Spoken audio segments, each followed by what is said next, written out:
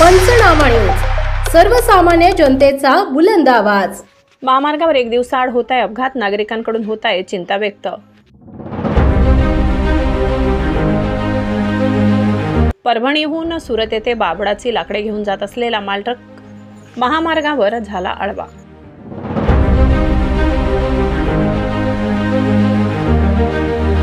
धुळे सुरत राष्ट्रीय महामार्गावर अपघाताची मालिका सुरू असून अपघात थांबायला तयार नाही। अपघाताची संख्या वाढत असताना महामार्ग विभाग यावर उपाययोजना करण्यात सपशेल फेल ठरले आहे। पुन्हा एकदा अपघात घडला असून दिवसाआड अपघात होत असल्याने चिंता व्यक्त करण्यात येत आहे। आज दिनांक 25 डिसेंबर रोजी 11 वाजेच्या सुमारास भरधाव वेगात मालट्रक जात असताना मालट्रक क्रमांक MH26AD 0103 ट्रकचे पुढचे टायर अचानक फुटल्याने धुळे सुरत राष्ट्रीय महामार्ग 6 वर सोनखांब शिवारात ट्रक पलटी होऊन भीषण अपघात झालाय। या अपघातात कोणतीही जीवितहानी झाली नसून ट्रकचे मोठे नुकसान झाले। सदर ट्रक हा परभणीहून सुरत येथे बाभळाची लाकडे घेऊन जात होता।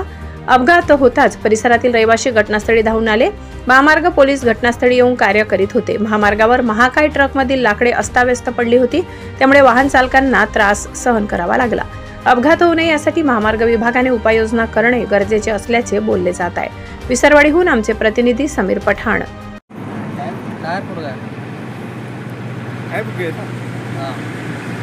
कहाँ से कहाँ जा रहे थे? परभणी से सूरत जा रहे थे।